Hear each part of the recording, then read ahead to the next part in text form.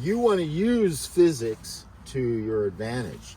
And the way we do that is really just focusing on that grounding. And as long as we have the grounding and we maintain the grounding, then that no-inch punch is amazingly effective. Sifu Z here, Big J. I wanted to share something with you. I just thought of it when I saw you this morning. The samurai, right?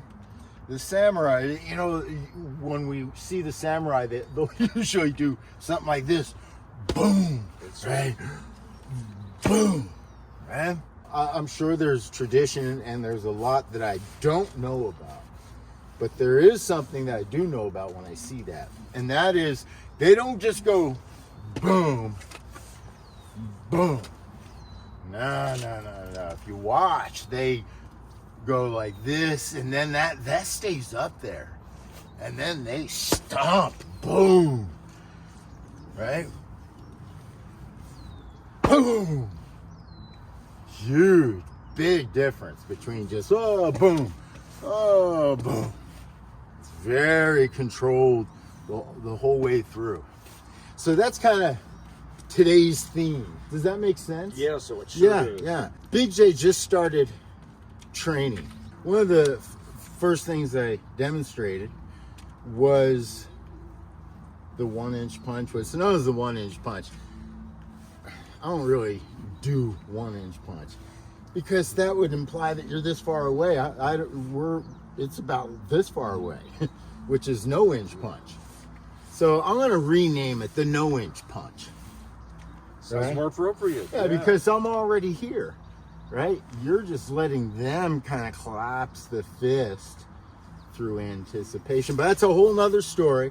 This isn't a 1-inch punch class. It is a detail, like the detail that I just showed you with the samurai, and understanding the importance of that detail. Now, I chose that detail because grounding is a huge part of it. If that samurai isn't grounded, then they wouldn't have the balance to be able to do that maneuver. It's the same thing with the no-inch punch.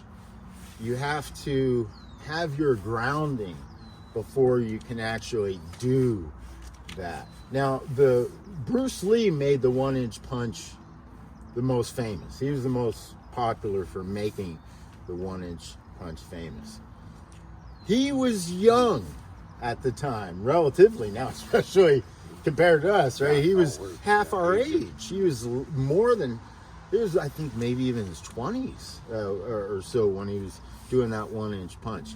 Trust me, the longer you develop that 1-inch punch, it becomes a no-inch punch, right? What was your experience with that 1-inch punch? Because I know I talked to some degree about Wing Chun. It probably all clicked because it does with most, when the 1-inch punch is demonstrated. Yes. So how was that experience? Ultimately, it felt like a hammer blow to the chest. It just sudden boom, and you're moving backward at a quick rate. That probably dissipated the blow, so you didn't internalize the blow and get the damage from the blow. Yeah. But it's a knock. It's a very powerful. Now, how much effort was put into that on my part? Very little. Very little. Yeah.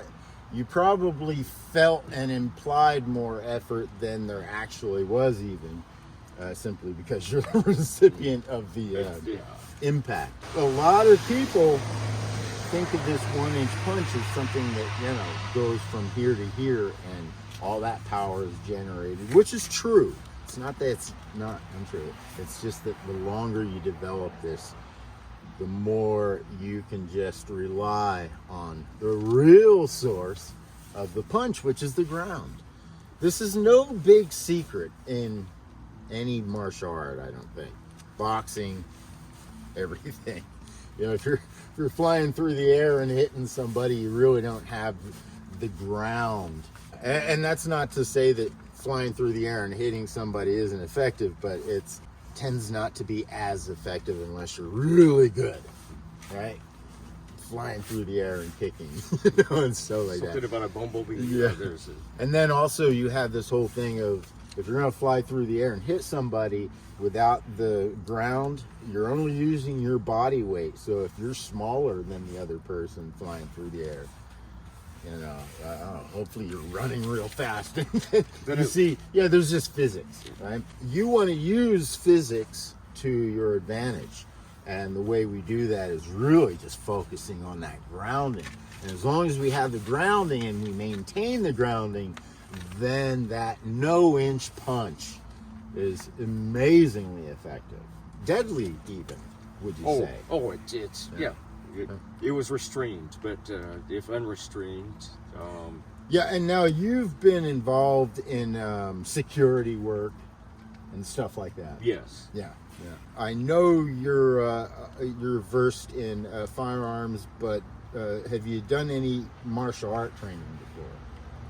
None. Actually. Okay, so this is your first exposure. Yes. The nice thing about that, Wing Chun and the gun, I've done videos about this. Wing Chun and the gun are just, their inventions are almost synonymous. They happen kind of, they're the known Wing Chun as Chinese. We'll go into that some other day because there's predated that, right? But just the known is about 400 years old, 400 years old, which is about how old the modern kind of handgun that we know it today is, right? So it's sort of a 100th monkey concept where the Chinese physicalized that westernized mechanical thing. But they're the same concepts where, in other words, if you're shooting and you're not solid and grounded, you're really not, it's going to be hard to place your shot. Same thing with Wing Chun. You have to, you're more focused on your grounding than you are what's going there, because what's going on there is probably dynamic, right? So you have to, it's important. But it's not as important as having your ground and being able to really focus on and maintain point. So the beauty about Wing Chun is that point out there is usually coming to you. Right? So that's wonderful. We like that. We want that. But we also have to make sure that our grounding is solid, and that we're able to pivot and move off of our grounding and maintain our grounding. So huge thing. That's kind of it. I'm not going to go too much further with this particular class. I think this alone is huge, right? Oh, it's tremendous. So, but I will show you how, not the samurai, but how we do the Wing Chun stance, and this will be my gift to you guys that are new. Now it's heel, toe, heel. Knees cover the toes, squeeze the butt, crunch the abs, roll the shoulders forward, sink the shoulders in, loosen the neck, tuck the chin slightly. All right, heel, toe, heel. Knees over the toes, squeeze the butt, crunch the abs, and roll the shoulders and sink them in. But don't let them hunch up. Yeah, don't let them hunch up. Just relax the shoulders, but make sure they're sunk in and not loose in the sockets. Thank you very much. You know, the Wing Chun greeting, it's like a greeting and a departing, is Bon Sao, Ton Sao, Pok Sao. Bon Sao, Ton Sao, and Pok Sao. So Pok Sao, the hand goes right here to your heart. That's it. That's the special Sifu Z greeting and departing. Bon Sao, Ton Sao, Pok Sao. I'll see you next video. Big J, thank you. Right on. Hi, I'm Z, and I am a musician, magician, kung fu master, and tech guru. My direct teachers were James Randi and Chris Chan. I'm a graduate of the National Outdoor Leadership School, the Grove School of Music, and the U.S. Wing Chun Academy. I've hiked the Pacific Crest Trail, toured as a musician, and I've acted in major television and movie productions. My main websites are currently SifuZ.com and Zeigler8.com. Stop by and say hi. I am at your service. Aloha.